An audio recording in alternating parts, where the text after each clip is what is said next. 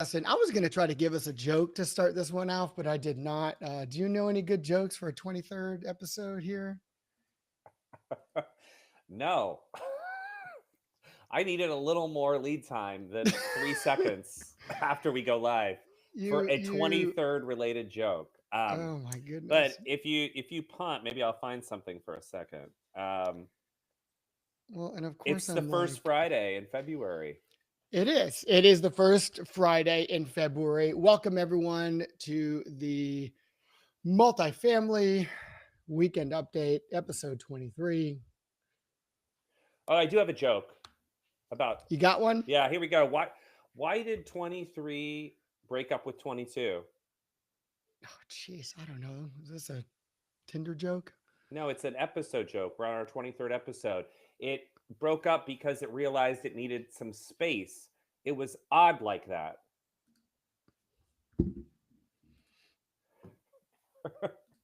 Not I'm as just good. gonna, Not I'm as gonna, good. I'm gonna, I'm gonna play in our 23rd episode like this.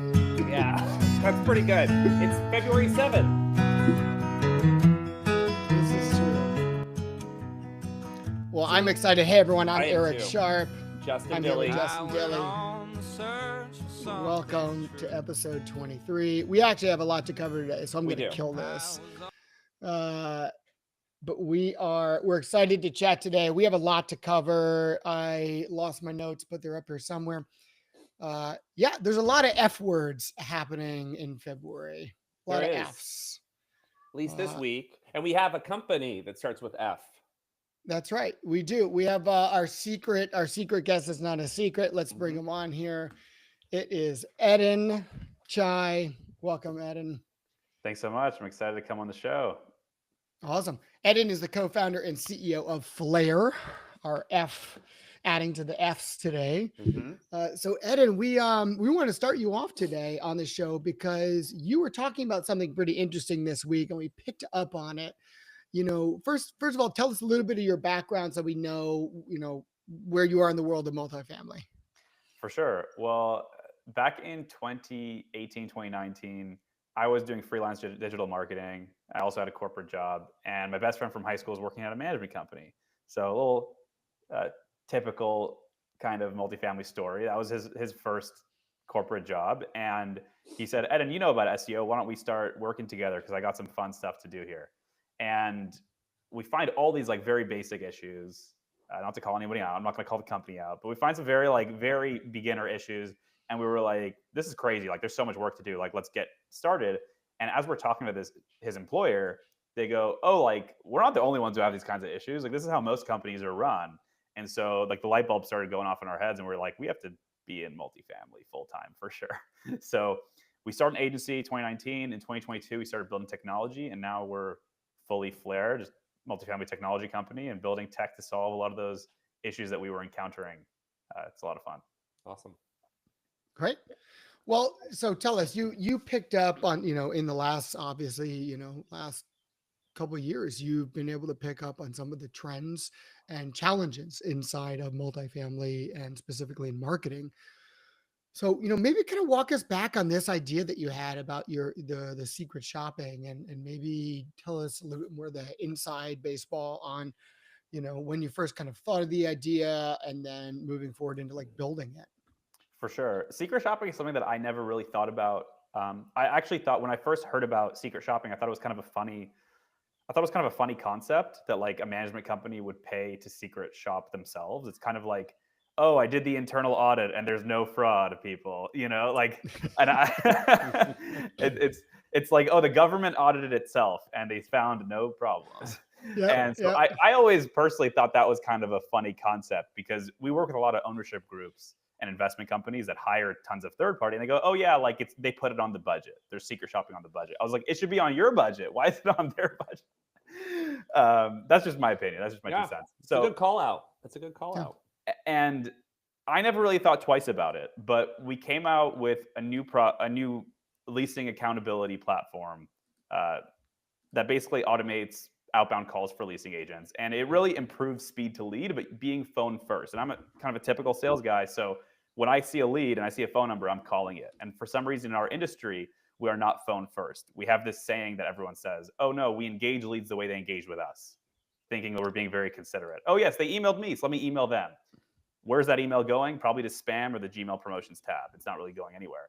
So we started talking to clients, and the conversation came up, well, how much can you really help me, right? You have a product. Anyone that gets pitched a product, you're wondering, show me how much you're going to help me. I'm not going to just take your word for it. You have a very biased sales pitch. So we started running secret shops. We said, you know what? Why don't we just use real examples from your properties, and I'll show you how much we can help you. And most of the secret shops had 0 phone calls made. 0. Like less than 50% of them even use the phone to engage an online lead. And these all happen during business hours with an online lead raising their hand saying, hey, please take my money.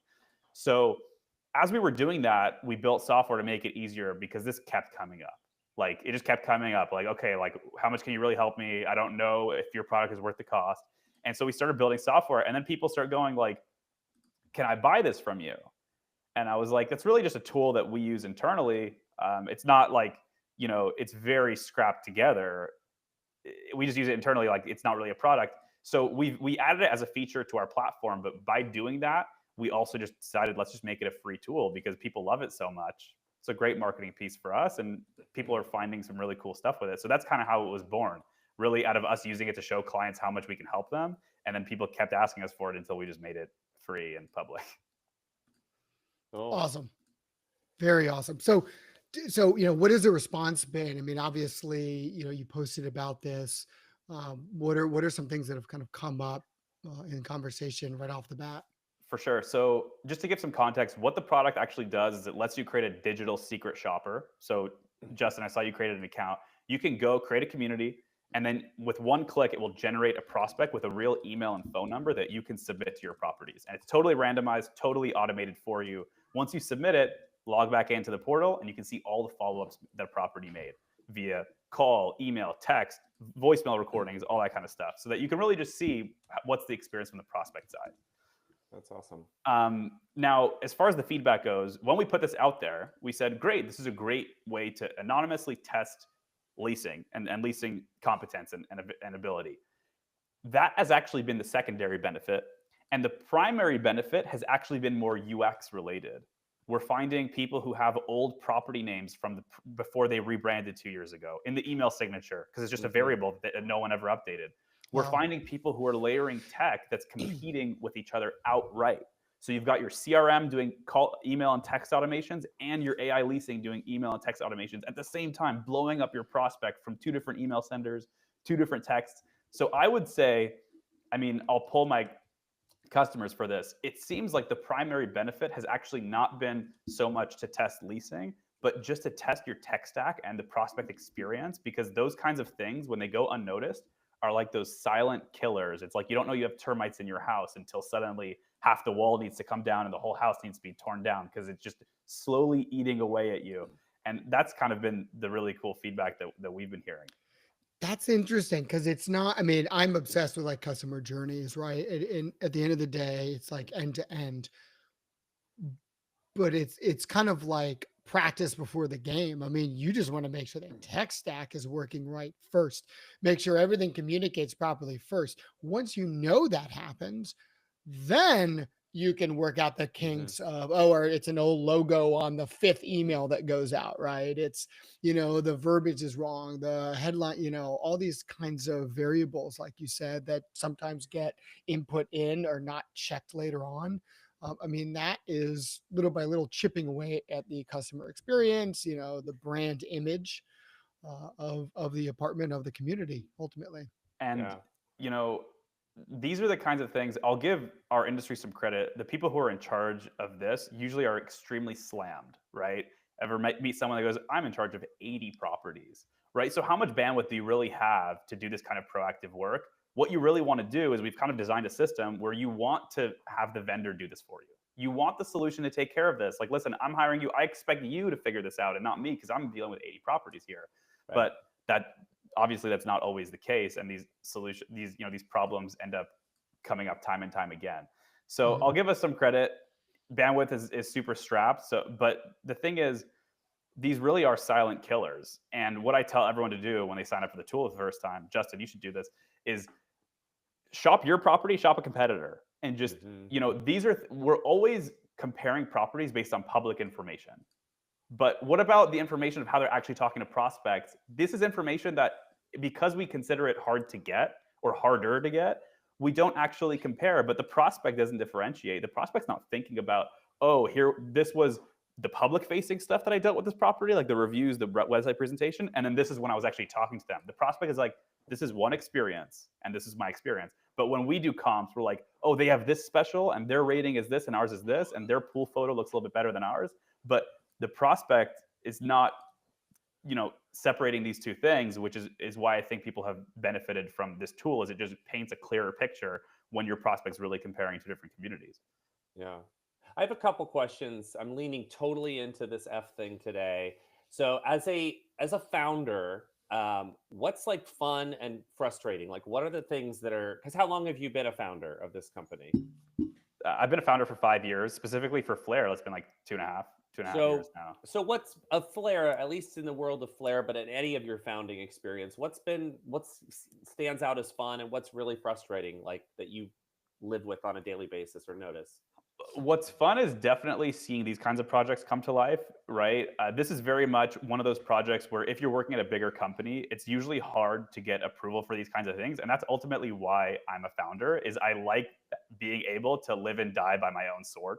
Yeah. Like I could be my own worst enemy or my biggest champion. And this is a perfect example of that. Is we had this idea, customers are asking us for it. If I was in a much larger company, I might get some pushback from the C-suite saying, what's the ROI of giving something away for free? Just to put it out there, we have to pay for every single user. I don't care. Use it as much as you want. We do have to pay. We get charged API calls for all the tech that's behind it.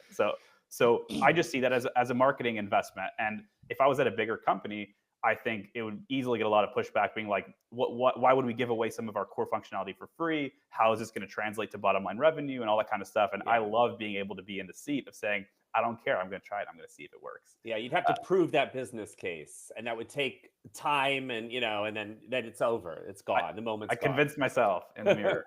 Yeah. I mean, ultimately, and I think that what you're doing is putting your company on another level, right? I mean, every time you come up with something incredible that the market needs and wants, and then you give it away for free, you're providing something that allows people to interact with your company if they didn't have a reason to before, right? So it's Yeah. that entry point, I would argue. And then it just, begs the question, like, how else can we do business with you? And then they understand how easy it is to work with you. And certainly you can calculate the ROI probably towards the end of the year, right? Because you kind of have to look at you can look at someone who signed up for this, Q1, and then by Q4 go back and go, oh, what's interesting? This person at this company signed up for our service, but then someone else at the company came in and initiated a process to, Mhm. do X, Y, and Z with us. And, I think ultimately once again, what you've created is, classic like demand generation. Really, it's like a lead magnet. You're giving it away for free, right? It's like, hey, give me your information and Yeah. I'll give you this thing for free. And I think, all three of us have sold into, property management. And I think one thing that I'm trying to get better at on the empathy side is realizing how much risk really gets tied to these decisions. If you make the wrong tech stack decision, it's a pain in the ass. Like it's a real pain. I mean, you onboard it, you have to offboard it. There's conflicting automations. It's a whole pain. And so I think that also gave me the confidence to put this out there. Is I know it's such a pain to make the wrong decision. Let me de-risk it for you a little bit. Take this for free before you even talk to me. You've never talked to me before. Just go try this. And then once we have a conversation, at least that will be quelled a little bit. I mean, Justin, you're at MRI, like a property management software. It's one of the biggest tech, that's probably the biggest tech stack decision you can make. And de-risking that in any way possible is just going to make life easier for the prospect and for you, because that really, everyone has that fear of if this doesn't work out, this is going to be a shitstorm of things that I don't want to deal with. Yeah, I So, love it. I love it. Free fear. That's a great way to eliminate the fear, right? Is making things free because you eliminate the cost. You're only kind of putting your reputation on the line, maybe, which is also, which I'm already something that. doing. I'm Yeah, already doing by exactly, being in exactly. business. Yeah, 100%. And that emboldens, the people that are kind of being your fan in a company, right? I'm going to try this. I believe in this product. I don't have to put as much, upfront, when I start it. But I want to get back to the one question: what's frustrating about being a founder? I've worked with a lot of them, so I'm curious, like what you would say. My opinion is just not having clarity, and this is a very like tech bro term, but not having clarity on what the real constraint is on your business. And I think that's something that many business owners will probably relate to is what is the thing that I need to focus on to get to the next level this quarter or next quarter? Is it launching this free secret shopping tool? Is it doubling down on LinkedIn? Is it going to more conferences? Is it figuring out customer success? Is it taking the product in a whole new direction to solve a different set of problems for a different persona? And you have these things, they're all just fighting for real estate in your head. And you're trying to just say, like, but what's the one thing that I need to move forward on? Because I know that customer success is important, sales, marketing, retention, company organization, leadership. These are all important things. But what's the thing that's the biggest X factor? That's the constraint on the business that's preventing me right now from being double the size, double the impact. I would say that's the most frustrating thing is when you don't have clarity on that. I have more clarity on that than I've ever had before in my 5-year entrepreneur resume. Yeah. But it's one of those things that it's relentless. It'll creep back in. You get clarity, and then the next month you don't have it anymore. Right. Yeah. That's good. Makes sense. Well, Ed, thank you so much. Well, if someone wants to snag your free secret shopper tool, they can get it at getflair.io on your website. It's actually under the resources tab. Cool. So thanks so much. Appreciate having you on. Thanks, Adam. Happy Thank Friday. you. Great chatting. Yeah. Take care. All right. Well, it turns out we are live on YouTube. It did not make it to LinkedIn this week. Interestingly enough, I was on a roll, but we got YouTube live. Yeah. Hey, all those like 2 followers on there? Yeah, it'll be interesting. Yeah. But I'm glad we're getting that up and running. We're episode 23. We're two episodes away from episode 25. We have a big announcement coming, episode 25. That's right. Big announcements for 25. We'll be just about halfway through the year then. But yeah, that was great. Eden, thanks again for coming on. Appreciate you. Now let's get to the rest of the week update. Yeah. So there's been some partnerships forming. A lot of them. Mergers, partnerships, like all over the map. Integrations. There's been tons of things. I think one of there's some of the major ones that come to mind are literally just yesterday. Rhino and Jetty announced, or Jetty and Rhino, whichever team you're on, announced a merger. So two leaders in security deposit alternatives announced that they're teaming up together. That's huge. So that's a huge merger there. Because they're now the largest provider security deposit insurance. Yeah, that's right. 6 million, I believe 6 million units have the access to do that. So congratulations to those teams. And I am sorry for those who unfortunately had their jobs eliminated. That is one of the challenges with a merger is there's some duplication there. And this week there's actually been some we didn't post about it in the weekend review, but just been trending on LinkedIn a little bit in the multifamily industry. Some tips for open to work, for looking for work. Different folks, I know Johnny Bravo has posted a few times about that, but other people have chimed in about how to how to kind of look for your next role if you are in that situation. Sure. And it might even help those who are looking but still employed, right? Yes. Sometimes we're at that time where you either see the writing on the wall or you are the writing on the wall, one of the two. Yep. But well, I think a nice announcement is to talk about how Propexo and MRI just announced a partnership. Yeah. And Resman. There's integration with Resman too. And Resman as well. We're open and connected at MRI. So all the integrations, we support.